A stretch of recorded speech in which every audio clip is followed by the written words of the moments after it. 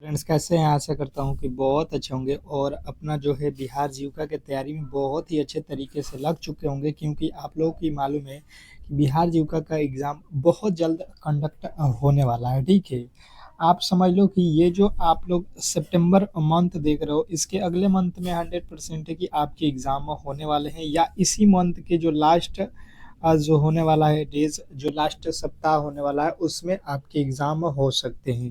तो ये आपके मान के चलो कि 1 मंथ से कम ही समय और भी आपको मिलने वाला है एग्ज़ाम से। तो यहाँ पे जो है आपके लिए स्पेशल मॉक टेस्ट के लिए जो है यहाँ पे क्लासेस मेरी 8 पीएम पे चलती है, और यहाँ पे ऑल सब्जेक्ट्स आपके पूरे के पूरे सब्जेक्ट्स के क्वेश्चन रहते हैं। ऐसा नहीं है कि केवल एक ही सब्जेक्ट का नहीं, आपके पूरे के पूरे जो है यहाँ पे जो भी मेरे दोस्त क्लासेज कर रहे हैं उनको मालूम है कि जीविका से रिलेटेड करंट अफेयर जो है, आपके जीके जीएस, आपका जो है मैथ, रीजनिंग, कंप्यूटर, तो पूरे के पूरे सिलेबस को अगर एक साथ कहीं पे पढ़ना है तो वो जो है आप लोग को यही चैनल रीजनिंग सीखो चैनल जो है आप लोग को बिल्कुल फ्री में क्लासेस दे रहा है। तो आप कोशिश कीजिए कि इस क्लास को डेली ही ज्वाइन करें। ठीक है, बिल्कुल क्लासेज फ्री रहता है, शाम में 8 पीएम पे यूट्यूब पे चलता है। तो आप लोग इस चैनल को सब्सक्राइब कर लेंगे जिनको भी क्लासेज डेली करना है। तो आशा करता हूँ कि आप लोग बेहतर स्कोर के लिए डेली क्लास में आओगे, जैसे कि सभी लोग आ रहे हैं। ठीक है, तो चलेंगे फटाफट से इस टेस्ट को स्टार्ट करेंगे। आप कोशिश करना कि इस टेस्ट में आपके बेहतर स्कोर हो। ठीक है, सभी के बेहतर स्कोर होने चाहिए। 50 क्वेश्चनों को कवर करेंगे, और लमसम इसमें अगर आप 40 प्लस क्वेश्चन को जो है सही कर लेते हैं तो आप बेहतर स्कोर किए हैं, ये माना जाएगा।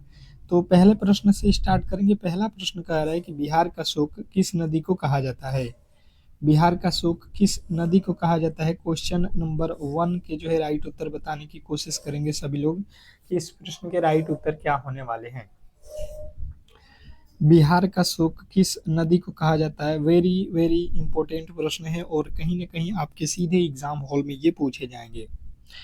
तो बताने की कोशिश करेंगे कि जो है बिहार का शोक किस नदी को कहा जाता है। ये मैंने आप लोगों को क्लासेज में बताया हुआ है कि कोसी नदी को कहा जाता है, यानी कि पहले नंबर के जिन्होंने भी उत्तर बी को बताया उनके बिल्कुल राइट उत्तर है। तो टेस्ट देते रहना है और स्कोर आपको अंत में बताना है। ठीक है, नेक्स्ट प्रश्न देखिए, कह रहा है यहाँ पे, नालंदा विश्वविद्यालय को किसने नष्ट किया था?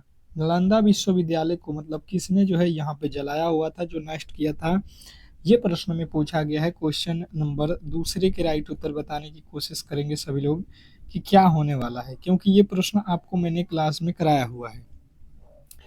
तो बात किया जाए कि नालंदा विश्वविद्यालय को नष्ट किसने किया था, तो Bakhtiyar Khilji option number B वाले 100% सही उत्तर है, उनमें किसी तरीके के डाउट नहीं होना चाहिए। नेक्स्ट प्रश्न की ओर चलेंगे, और अगला प्रश्न कह रहा है कि भारतीय संविधान का कौन सा अनुच्छेद जीवन और जो है व्यक्तिगत स्वतंत्रता के जो है अधिकार की गारंटी देता है?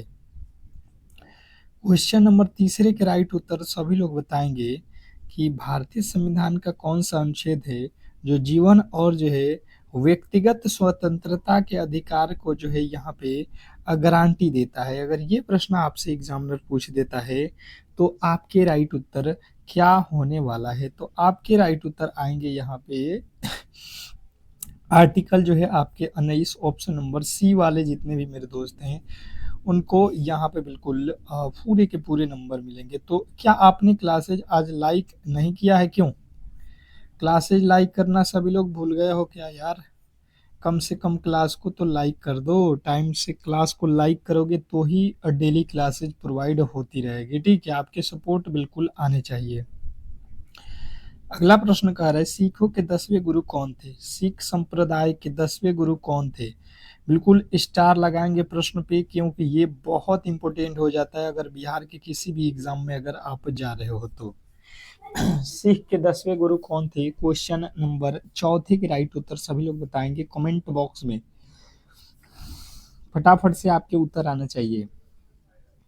तो जिन्होंने बताया है Guru Gobind Singh option number C, तो बिल्कुल 100% आपके सही उत्तर माने जाएंगे, इसमें किसी तरीके के डाउट नहीं होना चाहिए। नेक्स्ट प्रश्न की ओर चलेंगे, और अगला प्रश्न कह रहा है कि भारतीय राष्ट्रीय कांग्रेस की स्थापना किस वर्ष हुई थी? भारतीय राष्ट्रीय कांग्रेस की स्थापना किस वर्ष हुई थी? क्वेश्चन नंबर 5वें के राइट उत्तर बताने की कोशिश करेंगे सभी लोग। ये क्वेश्चन नंबर 5वां का राइट उत्तर आपका क्या होने वाला है? भारतीय राष्ट्रीय कांग्रेस की स्थापना किस वर्ष हुई थी? ये तो मैंने क्लास में आपको बताया था 1885, यानी कि ऑप्शन नंबर ए जिन्होंने भी लगाया है बिल्कुल राइट उत्तर हो जाएगा, इसमें किसी तरीके के डाउट नहीं होना चाहिए। नेक्स्ट प्रश्न का रहा है यहाँ पे, पानीपत का पहला युद्ध किस वर्ष लड़ा गया था? पानीपत का पहला युद्ध किस वर्ष लड़ा गया था? क्वेश्चन नंबर 6 के राइट उत्तर बताने की कोशिश करेंगे सभी लोग। क्वेश्चन नंबर 6 के राइट उत्तर सभी लोग बताएंगे कि यहाँ पे क्या होने वाला है। प्रश्न बहुत इंपॉर्टेंट है और कहीं ना कहीं आपके एग्जाम हॉल में पूछे जाएंगे। आपको पानीपत से रिलेटेड पूरे के पूरे जानकारी होनी चाहिए। पानीपत का पहला युद्ध, फिर सेकेंड युद्ध, फिर थर्ड युद्ध। तो बात की जाए पहला युद्ध का, तो ये हुआ था आपका 1500 जो है 26 ईस्वी, आपको नोट करके रखना है। और बात किया जाए सेकेंड, तो सेकेंड जो है 1556 ईस्वी, आपको ये भी नोट करके रखना है, ये दूसरा वाला है। और बात किया जाए तीसरा का, तो 1700 जो है यहाँ पे 61, ये थर्ड युद्ध है। ठीक है, तो इस तरीके से आपके राइट उत्तर ऑप्शन नंबर सी वाले बिल्कुल राइट उत्तर है। नेक्स्ट, सॉरी, पानीपत का प्रथम पूछा था ना, तो प्रथम में आपको बताना है ए, अगर सेकंड पूछे तो ये वाला बताना है, थर्ड पूछे तो ये वाला आपको याद रखना है। नेक्स्ट प्रश्न, पृथ्वी पर सबसे बड़ा जो है महासागर कौन सा है? पृथ्वी पर सबसे बड़ा महासागर बताने की कोशिश करेंगे। क्वेश्चन नंबर 7वें के राइट उत्तर बताने की कोशिश करेंगे फटाफट से। तो पृथ्वी पर सबसे बड़ा महासागर कौन सा है? तो प्रशांत महासागर, ऑप्शन नंबर सी वाले बिल्कुल राइट उत्तर है। ऑप्शन नंबर सी, फटाफट से जवाब आपके आने चाहिए, क्योंकि क्वेश्चन अधिक है तो हम लोग ज़्यादा समय आपको नहीं दे सकते हैं। ठीक है, महात्मा गांधी ने दांडी मार्च की शुरुआत किस वर्ष की थी? महात्मा गांधी ने दांडी मार्च की शुरुआत कब की थी? क्वेश्चन नंबर 8वीं के राइट उत्तर फटाफट से सभी लोगों के आने चाहिए। क्वेश्चन नंबर 8 और 8वीं के राइट उत्तर जो भी मेरे दोस्त यहाँ पे कमेंट बॉक्स में बता रहे हैं कौन, तो जिन्होंने बताया यहाँ पे ऑप्शन नंबर बी जो है बिल्कुल राइट उत्तर है। दांडी मार्च यात्रा अगर आपसे पूछ दे या साविनय अवज्ञा आंदोलन पूछ दे, तो आपको यही उत्तर लगाना है। कब? तो 1930। ऑप्शन नंबर बी वाले फटाफट से राइट उत्तर है। नेक्स्ट प्रश्न की ओर चलेंगे और अगला प्रश्न कह रहा है कि हवा महल किस शहर में स्थित है? हवा महल किस शहर में स्थित है बताने की कोशिश करेंगे। क्वेश्चन नंबर 9 के राइट उत्तर क्या होने वाला है? क्वेश्चन नंबर 9 पे आ चुके हैं और 9वें नंबर प्रश्न के राइट उत्तर बताएंगे कि हवा महल कहाँ पे स्थित है? तो जिन्होंने बताया है जयपुर, तो बिल्कुल राइट उत्तर है। नेक्स्ट प्रश्न की ओर चलेंगे और अगला प्रश्न कह रहा है कि भारत का पहला जो है सबसे बड़ा बाघ अभयारण्य कौन सा है? भारत का सबसे बड़ा जो है बाघ अभयारण्य कौन सा है? क्वेश्चन नंबर 10वीं के राइट उत्तर बताने की कोशिश करेंगे सभी लोग कि क्या होने वाला है। प्रश्न इंपॉर्टेंट है और कहीं ना कहीं सीधे आपके एग्जाम हॉल में पूछे जाएंगे कि भारत का सबसे बड़ा बाघ अभयारण्य कौन सा है। तो ऑप्शन नंबर बी आपको याद रखना है, Naga Arjun Sri Sailam. Option number B आपके बिल्कुल राइट उत्तर है। अगला प्रश्न कह रहा है कि भारत का पहला जो है उपग्रह कौन सा था? भारत का पहला जो है उपग्रह कौन सा है, ये आप लोगों से प्रश्न में पूछा गया है कि भारत का पहला जो है उपग्रह कौन सा है। क्वेश्चन नंबर 11वें के राइट उत्तर फटाफट से आपके आने चाहिए। भारत का पहला उपग्रह कौन सा था? क्वेश्चन नंबर 11वीं के राइट उत्तर आपके आने चाहिए। तो जिन्होंने बताया है कि आर्यभट्ट, तो बिल्कुल राइट उत्तर ऑप्शन नंबर बी। नेक्स्ट प्रश्न की ओर चलेंगे और अगला प्रश्न कह रहा है कि सांची का स्तूप किस शासक ने बनवाया था? सांची का स्तूप किस शासक ने बनवाया था? क्वेश्चन नंबर 12वें के राइट उत्तर बताने की कोशिश करेंगे सभी लोग कि इस प्रश्न के राइट उत्तर क्या होने वाला है। क्वेश्चन नंबर 12 पे आ चुके हैं और बात किया जाए कि सांची का स्तूप किस शासक ने बनवाया था, तो आपके जो राइट उत्तर हो जाएगा यहाँ पे अशोक, अगर आपने बताया है तो बिल्कुल राइट उत्तर है। नेक्स्ट प्रश्न कह रहा है कि भारत में सबसे अधिक जनसंख्या घनत्व वाला राज्य कौन सा है? क्या पूछा गया है कि भारत में सबसे अधिक जनसंख्या घनत्व वाला जो है यहाँ पे बताना है आपको कि जो है कौन सा है। ठीक है, भारत में सबसे अधिक जनसंख्या घनत्व वाला राज्य कौन सा है। स्टार लगाएंगे प्रश्न 13 पे। क्वेश्चन नंबर 13 के जो है राइट उत्तर बताने की कोशिश करेंगे सभी लोग कि जो है क्या होने वाला है। तो जैनों ने भी बताया ऑप्शन नंबर बी बिहार, तो बिल्कुल राइट उत्तर है। अगला प्रश्न कह रहा है गौतम बुद्ध को किस स्थान पर जो है ज्ञान की प्राप्ति हुई। यह स्टार लगाएं के प्रश्न पे, और ये प्रश्न बहुत कंफ्यूज करता है लोगों को, तो ये प्रश्न में आपको भूलना नहीं है। ठीक है, बताने की कोशिश करेंगे, बिल्कुल स्टार लगा लीजिएगा इस प्रश्न पे। और कहीं ना कहीं बुद्ध, गौतम बुद्ध से आपके रिलेटेड एक प्रश्न तो आएगा ही आएगा। ठीक है, और घबराना नहीं है, आपके पूरे के पूरे सिलेबस को हम कवर कर रहे हैं, केवल आप क्लास में बने रहिए। ठीक है, अंत तक देखिए और वीडियो को लाइक शेयर और जो है चैनल को सब्सक्राइब कर लीजिएगा। अभी आपको जो है यहाँ पे सारे के सारे जो है टॉपिक मिलेंगे। तो जिन्होंने बताया है यहाँ पे बोध गया, तो बिल्कुल राइट उत्तर है। ठीक है, ज्ञान की प्राप्ति कहाँ हुआ है, बोध गया। और यहाँ पे बात किया जाए कुशीनगर, तो कुशीनगर में इनका निधन हुआ है। ठीक है, यहाँ पे उनका क्या हुआ है, समाधि है।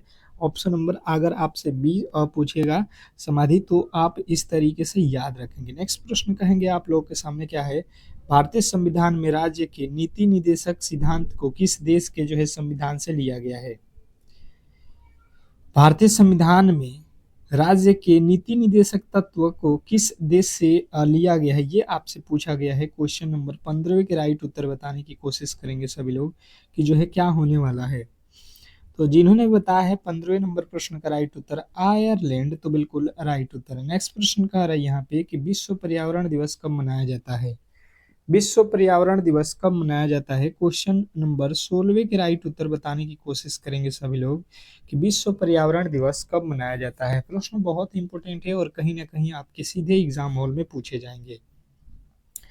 तो बताना है आपको कि विश्व पर्यावरण दिवस कब मनाया जाता है। बात किया जाए अगर 16 नंबर प्रश्न का, तो 5 जून जिन्होंने भी बताया है उनके बिल्कुल राइट उत्तर है। नेक्स्ट प्रश्न कह रहा है यहाँ पे कि भारत का सबसे पुराना जो है उच्च विश्वविद्यालय कौन सा है। क्या पूछा गया है कि भारत का सबसे पुराना उच्च विद्यालय कौन सा है। अगर ये पूछ देता है आपसे एग्जामिनर क्वेश्चन नंबर 17, तो 17 के राइट उत्तर बताने की कोशिश करेंगे सभी लोग। क्वेश्चन नंबर 17वें के जो है राइट उत्तर बताने की कोशिश करेंगे सभी लोग कि जो है क्या होने वाला है। तो कलकत्ता उच्च न्यायालय की बात किया जाए, ऑप्शन नंबर डी, तो बिल्कुल राइट उत्तर हो जाएगा, इसमें किसी तरीके के डाउट नहीं होना चाहिए। नेक्स्ट प्रश्न कह रहा है कि हर्षवर्धन के शासन काल में कौन सा जो है चीनी यात्री भारत आया था। हर्षवर्धन के शासन काल में कौन सा चीनी यात्री भारत आया था। क्वेश्चन नंबर 18वें के राइट उत्तर बताने की कोशिश करेंगे सभी लोग। क्वेश्चन नंबर 18 और 18 का राइट उत्तर क्या होने वाला है बताने की कोशिश कीजिए सभी लोग। सभी लोग बताएंगे। तो जिन्होंने बताया यहाँ पे फाहियान, तो बिल्कुल राइट उत्तर है ऑप्शन नंबर ए।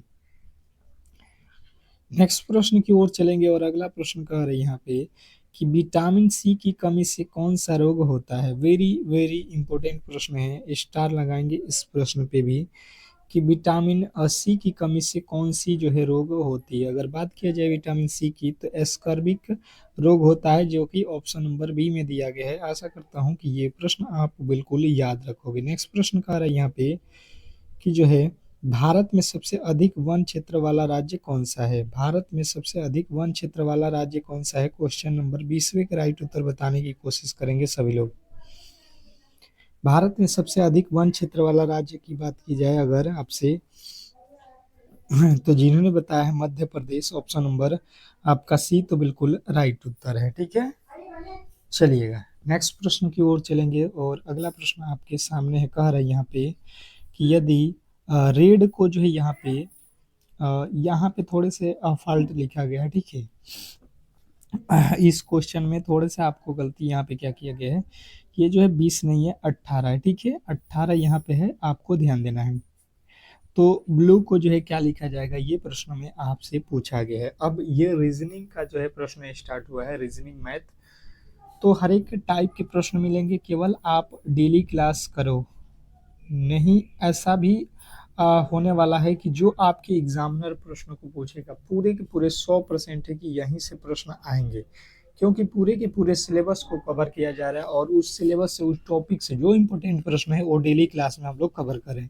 तो जैसे आर होता है 18 पे, ठीक है, यहाँ पे थोड़े से टाइपिंग एरर हो गया, ठीक है, ई होता है 5 पे और डी होता है 4 पे। तो इस तरीके से इसका कोड को बैठाया गया। आपको उसी तरीके से बी का कोड होता है 2, एल का कोड होता है 12 और जो है यू का कोड होता है 21, ई का कोड होता है 5। तो इस तरीके से आपको ये प्रश्न को सॉल्व करना था। ये प्रश्न में थोड़े से एरर जो है टाइपिंग मिस्टेक हो गया था, ठीक है। अगला प्रश्न देखिएगा आप लोगों के सामने है कि श्रृंखला को पूरा करें, ठीक है। अब जो है 10 सेकंड का समय है और ये प्रश्न भी अगर कोई नहीं बनाता है तो समझिए बहुत आपकी तैयारी कमजोर है और आपको काफी ज्यादा मेहनत करने की आवश्यकता है। तो बताने की कोशिश करेंगे सभी लोग कि इस प्रश्न के जो है राइट उत्तर क्या होने वाले हैं। बहुत इंपॉर्टेंट है और आपको श्रृंखला का अगला पद बताना है, ठीक है। तो देखिए सबसे पहले 1 से 4 हुआ, 4 से 9, 9 से 16, 16 से 25। आपको यहाँ पे कुछ समझ में आ रहा है? कुछ आपको समझ में आ रहा है कि नहीं, ये पहले आप यहाँ पे बताने की कोशिश करेंगे। तो देखिए यहाँ पे जो श्रृंखला बनाया गया है ये मुझे दिखाई दिया कि ये जो एक लिखा गया है ये एक का वर्ग लिखा गया है, ठीक है। एक का वर्ग एक ही होता है। अगर बात किया जाए यहाँ पे कितना लिखा गया है 4, तो 4 हमें 2 का वर्ग दिखाई दिया। 9 जो है यहाँ पे 3 का वर्ग दिखाई दिया और 16 जो है 16 किसका वर्ग होता है? आप कहोगे कि ये 4 का वर्ग होता है और 25 जो है 5 का वर्ग होता है। बात आपको क्लियर समझ में आ गया कि ये पूरे के पूरे गिनती की संख्याओं को वर्ग कर दिया गया है, ठीक है। तो हमने भी वही कोशिश किया है यहाँ पे और इसको बिल्कुल जो है देखिए 1 2 3 4 5, 5 के बाद यहाँ पे 6, 6 का वर्ग कर देंगे, आप कहोगे 36। और यदि आपने 36 को चुना है, यदि आपने 36 को चुना है ऑप्शन नंबर जो कि बी में दिया गया है, तो बिल्कुल ही 100% सही उत्तर है। इसमें किसी तरीके के डाउट नहीं होना चाहिए। नेक्स्ट प्रश्न की ओर चलेंगे और अगला प्रश्न आपके सामने है कि एक कक्षा में 30 छात्र हैं। यदि राम का जो है स्थान ऊपर से 10वां और नीचे से जो है उसका स्थान हम लोगों को पता करना है। अब चलिएगा ये प्रश्न आपको सॉल्व करना है। 10 सेकेंड का समय है और ये 10 सेकेंड आपके लिए अति महत्वपूर्ण है, ठीक है। तो कोशिश करना है कि इस प्रश्न के राइट उत्तर आप खुद से बताओ। गलती की गुंजाइश नहीं होनी चाहिए, ठीक है। यहाँ पे गलती की गुंजाइश किसी भी हालत में आपको नहीं करना है, ठीक है। चलिएगा बिल्कुल बहुत अच्छा, बहुत बेहतरीन आपको इस प्रश्न के राइट उत्तर के लिए, ठीक है। तो आइए यहाँ पे देख लेते हैं कि इस तरीके से इस प्रश्न को सॉल्व करना है। जैसे टोटल अगर आप देखोगे तो यहाँ से लेके यहाँ तक अगर लड़के खड़े हैं ऊपर से लेके नीचे तक तो 30 लोग हैं। कितने लोग हैं लाइन में? 30 लोग। कह रहा है कि ऊपर से स्थान अगर हम ऊपर से काउंट करेंगे तो यहाँ पे जो है राम का स्थान कितने नंबर पे है? 10वें नंबर पे यहाँ पे राम है, ठीक है। तो कह रहा है कि इधर से आप काउंट करोगे जब नीचे से चलोगे तो इसका स्थान कितना हो जाएगा? तो टोटल लोग कितने हैं? 30। और 30 में से जब 10 घटा देंगे तो ये कितना हो जाएगा? 31। लेकिन यहाँ सॉरी, यहाँ पे घटा देंगे तो कितना आ जाएगा? 20। लेकिन देखिए बात किया जाए यहाँ पे तो देखिए हमने क्या किया है कि यहाँ पे नीचे से भी राम को काउंट किया है, ऊपर से भी काउंट किया है। तो इसमें हमें एक प्लस करना पड़ेगा, एक यानी कि 21वें नंबर पे है। आपको बताना है ऑप्शन नंबर जो है आपका बी। कभी भी 20 नहीं बताना है। क्यों? क्योंकि हमने राम को 2 बार काउंट किया है। तो जो इसमें 30 लोग हैं अब कितने हो जाएंगे? 31 लोग हो जाएंगे। अगर आप इस तरीके से कर लो तो 31 में से 10 घटा लोगे तो भी आपको 21 आ जाएगा। इस तरीके से भी बना सकते हो, ठीक है। क्यों? क्योंकि एक लोग बढ़ जाएगा क्योंकि आपने 2 बार काउंट करना है, ठीक है। अगला प्रश्न कह रहा है कि 4,000 रुपये का 5% वार्षिक चक्रवृद्धि ब्याज की दर से 2 साल का जो है चक्रवृद्धि ब्याज कितना होगा, ठीक है। तो चक्रवृद्धि ब्याज के प्रश्न आपको मैंने बहुत अच्छे तरीके से बताया हुआ है कि देखिए इसका फॉर्मूला याद रखिए। सी आई बराबर क्या होता है? पी इंटू 1+r/100 के पावर n, ठीक है। यही होता है, कहोगे यही होता है। पी का वैल्यू कितना होता है? 4000। और ए प्लस आर का वैल्यू कितना दिया है? दर कितना दिया है? 5%। तो 5/100 के पावर n, n मतलब कितना? 2 साल। तो 2 साल रख लो।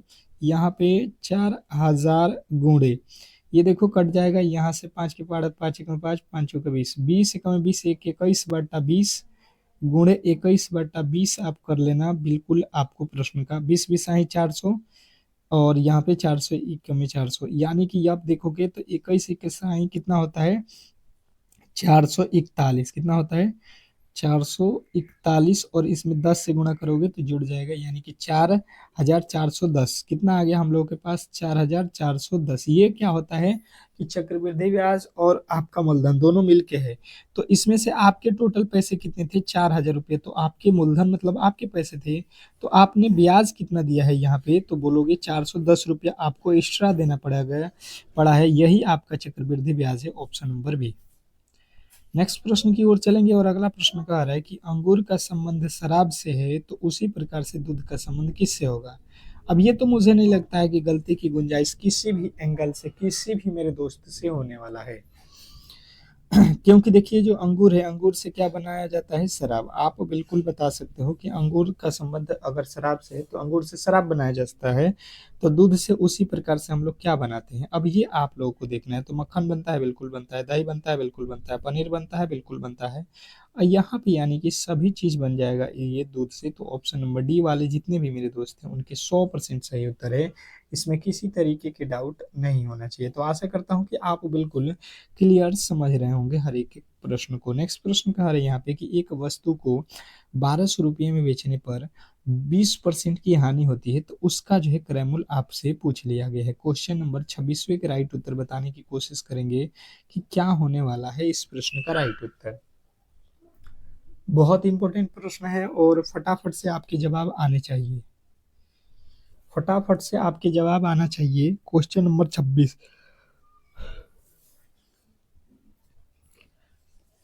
क्वेश्चन नंबर 26 के राइट उत्तर बताने की कोशिश कीजिए सभी लोग।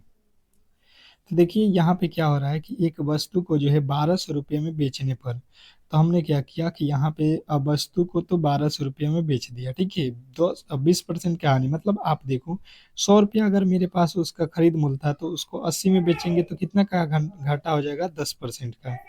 तो यहाँ से अब क्या करेंगे कि यहाँ पे आपका वस्तु का क्रय मूल्य कितना हो जाएगा, 100। तो 100 बटा क्या हो जाएगा, 80, ठीक है। अब इसी को काट दो, यहाँ से एक जीरो से एक जीरो कट जाएगा। ये 8 के पहाड़ में 8 एकम में 8 और 8 पचे 40, तो यहाँ पे हो जाएगा 1500। और 1500 आपके बिल्कुल राइट उत्तर हो जाएगा, ऑप्शन नंबर सी। तो आपका ऑप्शन नंबर सी जो है बिल्कुल राइट उत्तर हो जाएगा 1500, option number C, option number C. Next प्रश्न देखिए आपके सामने आ चुका है। कह रहा है कि यदि एक आयत का जो है परिमाप 20 मीटर और उसका जो है लंबाई 6 मीटर है, तो उसका क्षेत्रफल ज्ञात करें। क्या बोला गया है कि किसी आयत का परिमाप जो है 20 मीटर और उसकी लंबाई 6 मीटर है, तो उसका क्षेत्रफल ज्ञात करें। क्वेश्चन नंबर आपके 27वें के राइट उत्तर बताने की कोशिश करेंगे। तो देखिए आयत का जो है क्षेत्रफल क्या होता है, लंबाई गुणे चौड़ाई। क्या होता है, लंबाई गुणे चौड़ाई। पर यहाँ पे लंबाई और चौड़ाई तो दिया नहीं है, यहाँ पे आपकी लंबाई दिया हुआ है पर चौड़ाई नहीं दिया है, तो हमको सबसे पहले यहाँ से निकालना पड़ेगा। आयत का परिमाप एस बराबर क्या होता है, 2 × L + B। तो एस का वैल्यू कितना है, 20 इंटू 2 × L। का वैल्यू कितना दिया है, 6 प्लस बी का वैल्यू नहीं मालूम है, तो बी इसी तरीके से रह देंगे। अब यहाँ से देखो 20 बराबर हो जाएगा, यहाँ पे गुणा कर लो, 6 दूना का 12 प्लस का 2b हो जाएगा, ठीक है। ये 12 इधर आएगा, तो ये 20 माइनस का हो जाएगा 12 बराबर इधर हो जाएगा 2b। यहाँ से घटेगा तो ये हो जाएगा 8 बराबर 2b। ये दो कट जाएगा, दो के पहाड़ में, तो b का वैल्यू कितना आएगा, यहाँ पे आप कहोगे कि 4। कितना आएगा आपका, 4। तो b का वैल्यू मिल गया हमें 4। तो अब निकालेंगे कितना, क्षेत्रफल। b का वैल्यू तो हमें मिल गया 4, तो क्षेत्रफल निकालेंगे। एरिया तो क्या होता है, आयत का क्षेत्रफल क्या होता है, लंबाई गुणे चौड़ाई। हमें कितना मिला है, लंबाई तो हमारे पास 6 है और चौड़ाई हमारे पास 4 है, तो 4 छक्का 24 हम लोगों का राइट उत्तर है, जो कि ऑप्शन नंबर ए में दिया गया है। नेक्स्ट प्रश्न की ओर चलेंगे और अगला प्रश्न कह रहा है कि निम्नलिखित में से कौन सा अन्य से भिन्न है। निम्नलिखित में से कौन सा जो है अन्य से भिन्न है, क्वेश्चन नंबर 28वें के राइट उत्तर बताने की कोशिश करेंगे। देखिए 5, 7, 9, 11 ये ऑप्शन आपके दिए गए हैं। कमेंट बॉक्स में आपको फटाफट से जवाब देना है कि इसमें अलग कौन है, भिन्न कौन है। तो देखिए हमने यहाँ पे जब देखा तो 11, 7 और 9 ये क्या है, तो ये कहोगे अभाज्य संख्या। क्या है, अभाज्य संख्या। पर यहाँ पे अगर जब मैंने देखा 9, तो ये क्या है, तो ये भाज्य संख्या है। तो बिल्कुल यहाँ पे आपको ऑप्शन नंबर सी लगाना था। नेक्स्ट प्रश्न देखिए आप लोगों के सामने आ चुका है कि CAT को जो है ये लिखा जाता है, कोडित किया जाता है, तो DOG डॉग को जो है क्या लिखा जाएगा।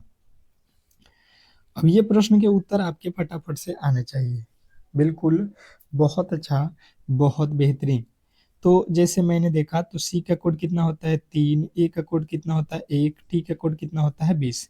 इसके प्लेस वैल्यू को यहाँ पे रखा गया। उसी तरीके से डी का कोड कितना होता है 4, ओ का कोड कितना होता है 15, जी का कोड कितना होता है 7। 41 57 41 57 आपके ऑप्शन नंबर ये वाले जितने भी मेरे दोस्त हैं उनके 100% सही उत्तर है। इसमें किसी तरीके के डाउट नहीं होना चाहिए। नेक्स्ट प्रश्न देखिए कह रहा है कि एक ट्रेन जो है 72 किलोमीटर प्रति घंटे की गति से चल रही है। यदि वह 5 सेकंड में तो वह 5 सेकंड में कितनी दूरी तय करेगी, ये हम लोगों से पूछा गया। अब देखिए बात यहाँ पे जो है सबसे पहले आपको समझ में आना चाहिए, यहाँ पे किलोमीटर लिखा गया है, यहाँ पे सेकंड लिखा गया है, तो गड़बड़ी यहीं पे है। और सबसे पहले अगर इसको आपने समझ लिया तो बिल्कुल आप इसके सही उत्तर बता सकते हो। तो हम क्या करेंगे कि ये जो 72 लिखा गया है इसको हम क्या करेंगे कन्वर्ट करेंगे कि सेकंड में आ जाए। तो इसके लिए हम क्या करते हैं 5 बटा इसमें 18 से गुणा कर देते हैं। 18 के पहाड़े में 18 चौके 72, 4 में 5 से गुणा करेंगे, 4 पचे 20 मीटर प्रति सेकंड इसका जो है यहाँ पे वैल्यू हुआ। तो अब ये 1 सेकंड में कितना जाता है 20 मीटर। तो ये पूछ रहा है 5 सेकंड में जाना है, तो 5 सेकंड में जाना है, 1 सेकंड में 20 जाएगा तो 5 सेकंड में 20 बचे 100 मीटर की दूरी वो तय करेगा, यानी कि ऑप्शन नंबर ए। तो यदि आपने ऑप्शन नंबर ए को चुना है तो बिल्कुल राइट उत्तर है। नेक्स्ट प्रश्न की ओर चलेंगे और अगला प्रश्न आपके सामने है कि एक जो है व्यक्ति पश्चिम की ओर मुंह करके खड़ा है। यदि वह जो है 90 डिग्री दक्षिणावर्त घूमता है तो अब उसका मुंह किस दिशा में होगा, ये आप लोगों से पूछा गया है। अब जो है बताने की कोशिश करेंगे यहाँ पे। तो देखिए सबसे पहले आपको दिशा मालूम होना चाहिए। मैंने बताया हुआ है उत्तर दक्षिण पूरब पश्चिम होता है, ठीक है। इसका मुंह किसके तरफ है, पश्चिम की तरफ है, ठीक है। मतलब आदमी जो है इस तरीके से खड़ा हुआ है, इस तरीके से खड़ा हुआ है। और 90 डिग्री जो है दक्षिणावर्त, तो अपने दाहिना तरफ वो कितना घूम रहा है, तो उसका दाहिने तरफ इधर हो जाएगा तो 90 डिग्री घूमेगा, यानी कि वह जो है अब इस तरीके से खड़ा हो जाएगा, ठीक है। तो कह रहा है उसका मुंह किस दिशा में, तो ये कौन सा दिशा है, उत्तर है आप कहोगे ऑप्शन नंबर ए। नेक्स्ट प्रश्न की ओर चलेंगे और अगला प्रश्न कह रहा है कि एक दुकानदार ने 50 पेन 200 रुपये में खरीदा हो और उसे 5 रुपये प्रति पेन की दर से बेच दिया, तो उसका लाभ या हानि प्रतिशत ज्ञात करें। तो देखिए यहाँ पे क्या हो जाएगा कि 50 पेन को जो है 200 रुपये में कीना गया है, 200 रुपये में, यानी कि हम करेंगे 200 बटा में 50, यहाँ से काट देंगे तो यहाँ पे 5 चौके 20, 4 रुपये में कीना है। एक पेन का दाम कितना है, एक पेन, ये एक पेन है, ठीक है। अब देखिए कह रहा है कि ये 5 रुपये में एक पेन, तो देखो 5 रुपया और कितने पेन खरीदा गया है 50, तो 50 को बेच दो, तो 25 बचे 125, कीना कितना गया हमें 200, बेचा कितना जा रहा है 250। तो यहाँ से यहाँ पे कितने की अंतर हो रहा है, आप कहोगे 50। आप किसी सामान को कीने हो 200 रुपये में, बेच रहे हो 250 रुपये में, कितना का लाभ हो जाएगा, ये लाभ होगा, क्या होगा लाभ, कितने का 50 का, कितने पे तो 100 पे। और गुणे आपको परसेंटेज निकालना है तो क्या करोगे, सॉरी यहाँ पे 200 है ना, आपने कितने रुपए खर्च किए हैं 200, तो परसेंट निकालने के लिए करें बोलते 2 जीरो से 2 जीरो कट जाएगा, 50 के पहाड़ा 2 के पहाड़ा में 50, 25% की लाभ हो जाएगा। नेक्स्ट प्रश्न देखिए कह रहा है कि यदि आज शुक्रवार हो तो 50 दिन बाद कौन सा दिन होगा, ये प्रश्न आपसे पूछ लिया है। तो देखिए आज शुक्रवार है तो 50 दिन बाद हमें पता करना है ना, तो इसमें हम क्या करेंगे कि 7 से भाग दे देंगे, क्यों, क्योंकि सप्ताह में 7 दिन ही होता है। तो यहाँ पे 7 सत्ते 49 हो जाएगा और शेष कितना बच जाएगा हम लोगों के पास, एक। मतलब जो दिन है आज उसमें एक दिन हमें ऐड करना पड़ेगा, तो यहाँ पे आप शुक्रवार में एक ऐड कर लोगे, शनिवार आपके बिल्कुल राइट उत्तर है। नेक्स्ट प्रश्न कह रहे हैं यहाँ पे कि कौन सा शब्द समूह से संबंधित नहीं है, कौन सा शब्द है जो समूह से संबंधित नहीं है। देखिए सोना, चांदी, तांबा और लोहा। तो यहाँ पे आप देखोगे तो यहाँ पे अलग आपको क्या लग रहा है, ये प्रश्न में पूछा गया। तो हम देख रहे हैं कि लोहा जो है इसमें बिल्कुल अलग है, क्यों, क्योंकि ये जो है इसके क्या बनते हैं, आप कहोगे कि ये एक प्रकार का विशेष जो है ज्वेलरी में इसका उपयोग होता है, जबकि लोहा का नहीं होता है। नेक्स्ट प्रश्न देखिएगा कह रहा है कि एक ट्रेन 50 मीटर लंबे प्लेटफॉर्म को 10 सेकंड में पार करती है, तो ट्रेन की गति जो है 10 मीटर प्रति सेकंड हो, तो ट्रेन की लंबाई ज्ञात करें। तो देखिए यहाँ पे ट्रेन की गति बराबर क्या हो जाएगा, देखिए गति कितने का है 10 का, तो गति बराबर कितना टोटल दूरी, तो 50 तो यहाँ पे ट्रेन की है और प्लेटफॉर्म की हमें नहीं मालूम है तो x मान लेते हैं। और समय कितना लग रहा है यहाँ पे 10 सेकंड, तो 10 सेकंड कर लो, यहाँ से इधर गुणा कर लो, 10 दहा का 100 हो जाएगा और इधर बच जाएगा 50 प्लस का x। ये 50 इधर जाएगा तो माइनस हो जाएगा, तो 100 में से 50 घट जाएगा, यानी x का वैल्यू 50 मीटर, यानी कि वो जो है प्लेटफॉर्म हो जाएगा। अगला प्रश्न कह रहा है यहाँ पे कि कंप्यूटर का जो है मस्तिष्क किसे कहा जाता है। तो मुझे नहीं लगता है कि इसमें आप लोग गलती करने वाले हो, क्योंकि क्लास में मैंने इसको बिल्कुल बेहतरीन तरीका से बताया हुआ है कि सीपीयू जो है कंप्यूटर मस्तिष्क होता है। नेक्स्ट प्रश्न कह रहा है कि इंटरनेट से जुड़ने के लिए किसकी आवश्यकता होती है। इंटरनेट से जुड़ने के लिए किसकी आवश्यकता होती है, अगर ये प्रश्न आपसे पूछ देता है तो आपको बताना है कि मॉडेम को। नेक्स्ट प्रश्न कह रहा है कि एमएस वर्ड में CTRL+C शॉर्टकट का उपयोग किसके लिए होता है। एमएस वर्ड में CTRL+C का उपयोग किस लिए होता है, तो आपके राइट उत्तर बनेगा यहाँ पे कॉपी करने के लिए। नेक्स्ट प्रश्न देखेंगे, आप लोगों के सामने आ चुका है, किसी कंप्यूटर की गति मापने की इकाई क्या है। किसी भी कंप्यूटर की गति मापने के लिए इकाई क्या होती है, तो देखिए किसी का भी गति अगर नापना हो तो आपको हर्ट्ज में ही निकालना होता है, ऑप्शन नंबर ए। नेक्स्ट प्रश्न देखिए, कह रहा है यहाँ पे कि एमएस एक्सेल में वर्क बुक क्या है। एमएस एक्सेल में वर्क बुक क्या है, अगर ये प्रश्न आपसे पूछा जाता है तो आपके राइट उत्तर आएगा शॉर्ट्स का जो है समूह, ऑप्शन नंबर बी। तो आज के क्लास को इस तरीके से हम लोग यहीं पे समाप्त करेंगे। अगर आपने इस क्लास को पूरे के पूरे देखा है तो बहुत अच्छा है, आप बहुत बड़ा स्कोर करने वाले हो एग्जाम हॉल में, क्योंकि पेपर बिल्कुल ऐसा ही पूछेगा और आप बताओगे कि आपने यहाँ पे टोटल जो है मैंने 40 प्रश्न जो कराए उसमें से आपके कितने नंबर बने। कमेंट बॉक्स में सभी के अपने अपने उत्तर बताना है और बिल्कुल नेक्स्ट वीडियो में मिलते हैं, नेक्स्ट क्लास में मिलते हैं, तब तक के लिए धन्यवाद।